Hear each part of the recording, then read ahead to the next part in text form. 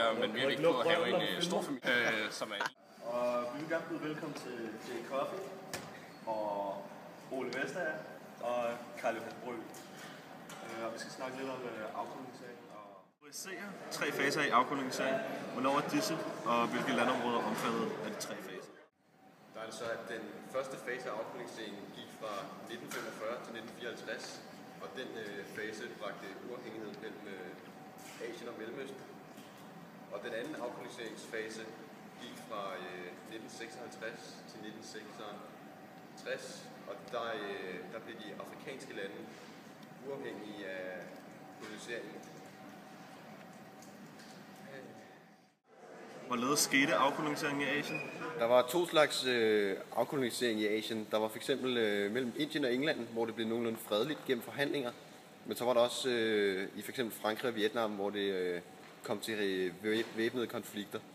Det er korrekt. Afkoloniseringen af Afrika blev mere kompliceret end i Asien på grund af store hvide mindretal af kolonister. Nævn nogle af de lande med store hvide mindretal. Nogle af de lande, hvor afkoloniseringen blev mere kompliceret end i Asien, var f.eks. Algier, Kenya, Sydrhodesia og så senere hen også Zimbabwe. Hvilke lande i Afrika opstod, der ved krige ved afkoloniseringen, eller meget langsom overgang til det demokratiske flertalsstyre, hvor sorte var ligeberettigede med de hvide? Det var især lande under fransk styre, at der var krig i. Og i de lande, altså fordi de hvide forsøgte flere steder at hindre, at de indfødte kom til magten. Hvad menes egentlig med udtrykket den tredje verden? Ja, udtrykket bruges til at beskrive fattige lande i syden, forskellige ulandene. Det var økonomisk svagt udviklede lande, som i flest tilfælde tidligere havde været kolonier. Den tredje verden opfattede det meste af verden, nemlig Latinamerika, Afrika og Asien. Argumenterer, hvorfor det kan være undergravende for et lands velstand at have kraftig befolkningsvækst. Forklar. Det er Asien. De er steget fra 51,4% til 57,4%. Det vil sige altså 6%. Amerikanske parallel til Danmarks statistik, US Census. Uden en velfærdsstat ligger man mere vægt på at have en stor familie, som er en social garanti. Og i landbrugssamfundet blev børnenes arbejdskraft et økonomisk aktiv. Dertil blev kvinderne bortgiftet i en meget tidlig alder, som tidligt fødte deres børn. Ikke? Dertil var prævention heller ikke særlig udbredt. Den amerikanske parallel til Danmarks statistik, US Census Bureau, har side, hvor man kan finde befolkningsvækster, befolkningstalsvækstrater fra forskellige lande.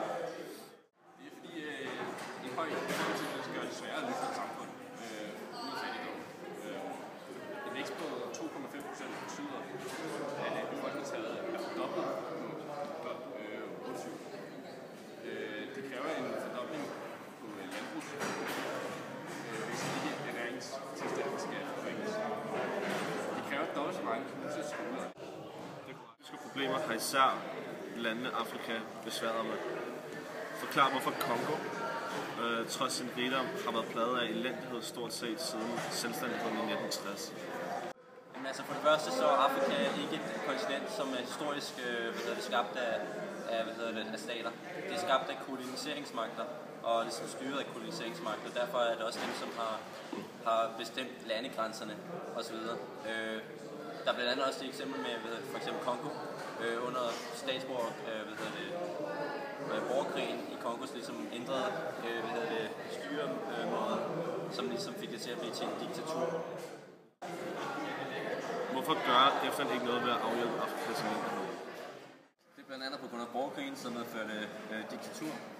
Og disse problemer havde tit ingen betydning for de rige lande, og det kunne så stå på i længere tid, i en længere periode. Det er korrekt. Hvis en indgriben skulle ske, krævede det, at alle var enige. Dette skete sjældent, da stormagterne i USA, Rusland, Kina og Frankrig kæmpede om at få indflydelse i den tredje verden. Kolonisering er jo meget vigtigt. Tak for i aften. Shaka Bra.